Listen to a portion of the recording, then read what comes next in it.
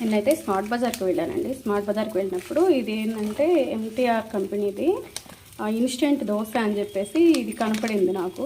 ఇది తీసుకొచ్చి వేద్దామని చెప్పేసి దీని కాస్ట్ కూడా చాలా టూ మచ్గా ఉంది. కాస్ట్ చూడండి 145 ఉంది. సర్లే అని చెప్పి తీసుకొచ్చి దోశ వేస్తే ఇది కలిపిన పిండి ఇది.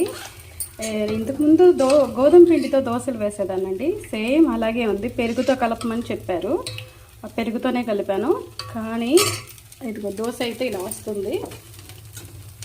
పెద్దగా అయితే ఏం లేదండి. మనం గోధుమ పిండి దోశలు వేసుకుంటాం కదా, నేనైతే అప్పుడప్పుడు పిల్లల కోసం గోధుమ పిండి దోశలు వేసేదాన్ని. అలాగే ఉంది చూడ్డానికి. ఇది దోశ కూడా చాలా మెత్తగా మృదువుగా అనిపిస్తుంది, కానీ సేమ్ యాస్టీస్ నేను గోధుమ పిండితో దోశలు వేసేదాన్ని యాస్టీస్ అలాగే ఉన్నాయి. నాకైతే మాత్రం ఇది గోధుమ పిండి